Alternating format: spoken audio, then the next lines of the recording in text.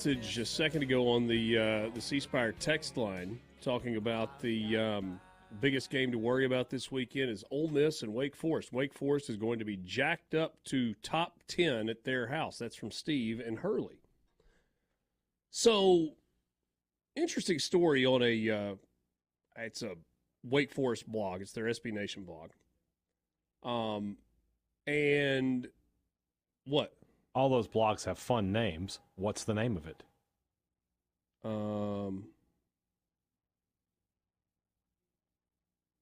Blogger So Dear? Must be a fight song reference that we don't get. I guess so. All right. But the story here is Wake Forest football, keys to beating Ole Miss. The subheadline is, this one is going to be tough. So there is some self-awareness from the author. I'll give credit, Adam Bridgers. So these are the things that he outlines as the keys for Wake Forest to pull off what he calls a massive upset in Week 3, and it would be that. Ole Miss going in as the number 5 team in the country. Number 1, eat the clock. Says Ole Miss is an offensive juggernaut so far this season. The Rebels are averaging a terrifying 713.5 yards and 64 points per game. Well, when First you put in it the that nation way. in yards per game, points per game, yards per play, passing yards per game. On top of that, they are currently 19th in the nation in rushing yards per game at 250. Simply put, this is not a team that I think Wake Forest can get into a shootout with and win. But then he says, with a defense that struggled to get stops against Virginia, probably the best way to keep the Rebels out of the end zone is to simply keep their offense off the field as much as possible. It means slowing the tempo. Okay. I like that. Jackson Dart can't throw touchdowns on you when he is on the bench. His ultimate point is the goal should be something similar to the third quarter of the Virginia game, where the Deacs used a 14-play, 75-yard drive to score a touchdown in 7 minutes and 20 seconds and allowed UVA just one possession in the entire quarter. Makes sense. Yep. Number 2, he says clean up the secondary. Oh. Jackson Dart is well on his way to being a Heisman finalist at the end of the season. Through 2 games, he's completed 87% of his passes for 795 yards and 6 touchdowns. In his last game, he set an SEC record for most consecutive passes completed when he started the game, completing his first 24 for 359 yards. He says, in games like this where the Deacs are going to have to play almost perfectly to even have a shot at pulling an upset against a quarterback like this, Wake cannot afford some of the mistakes they had in the secondary against Virginia. Said they had plays where there wasn't a defender within 15 yards of the other team's best receiver before the ball was even snapped. Ooh. He goes on to say, I'm not a defensive coordinator, nor have I ever played high-level football, so maybe I'm just off base, but it seems like a lot of times there's just no one anywhere near the opponent's receivers. Feels like a problem.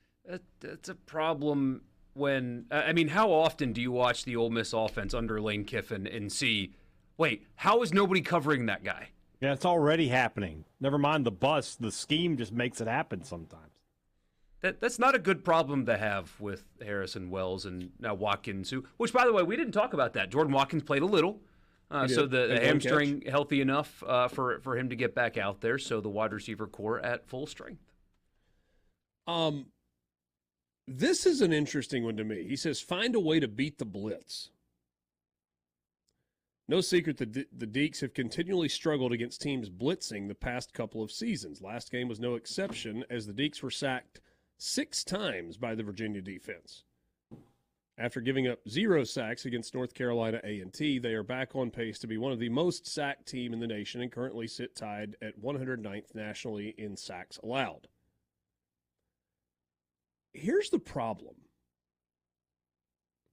Ole Miss hasn't blitzed a lot.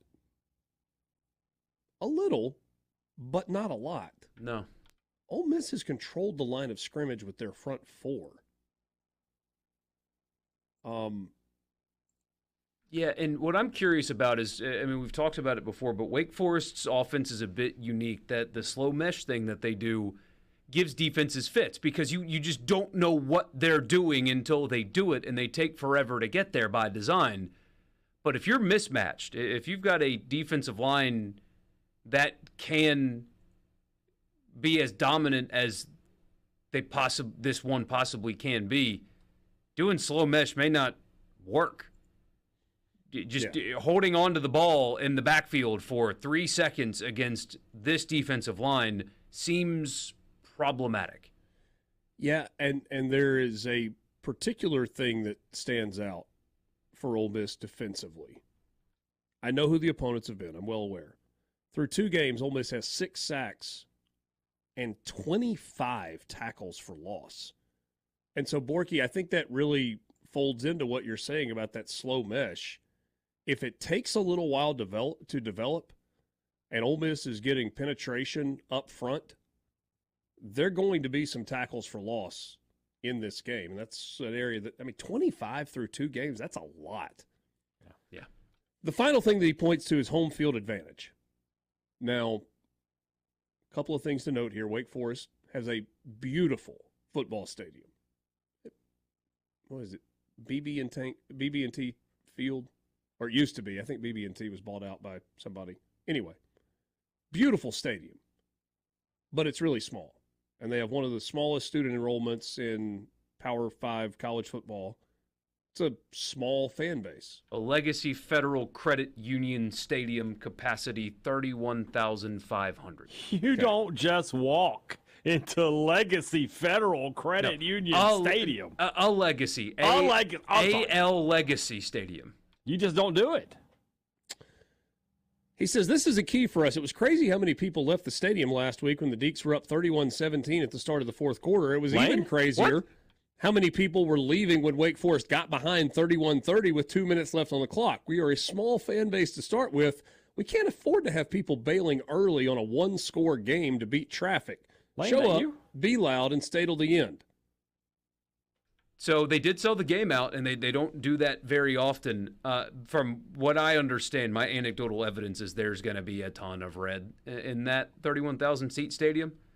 But with all due respect to the writer, this is a football team filled with guys that have played in Baton Rouge and College Station and Tuscaloosa, and they're, They got to play. They got to go on the road to see those big crowds. Isn't that what I hear? That's what Judkins says. This ain't that, brother. With all due respect, this ain't that. Not all of the SB Nation articles are great and insightful. They're fan sites. I mean, I understand. These are articles written by fans. The point that I was making, though, was I thought that was it's good. Really good, interesting, well-written article. And good. Just because you're right, it's not the biggest crowd, but sometimes those small stadium crowds, when they have the right atmosphere, can be just a bee's hive to go into. So, if you're Ole Miss, you just got to do what you've been doing. Get out to a fast start and get everybody back at the tailgate area as quickly as possible. And that's fully what I expect to see happen. It is a nice stadium. I love Dave. By the way, Dave Clawson had his weekly press conference. Yeah. He wears a suit. David Cutcliffe used to do that. Very classy. Clawson's the man. A lot of coaches used to still do that. Now you got Bill Belichick showing up with sleeveless hoodie that he cut with a butter knife. Who does he coach for? Nobody, but he claims he's going to. Oh, that's right. You see his 24-year-old girlfriend got him an Instagram? He's on Instagram now. Present? Or I don't know. He's on Instagram now. It's pretty cheap. They come, the membership's free. But yeah, I love Dave Clawson, and I don't understand how he has not been given a bigger opportunity. He went, 8 consecutive bowl games at Wake Forest? Mm-hmm. They have the least amount of do you think this is accurate? They have the least amount of quote-unquote resources in the Power 4. I mean, they're in the discussion, yeah. The smallest enrollment in the Power 4.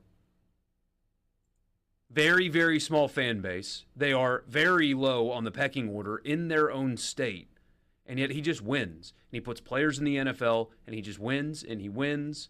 And look, he's not winning a national championship because I think it's impossible there. But he's a good football coach and like a classy guy on top of it.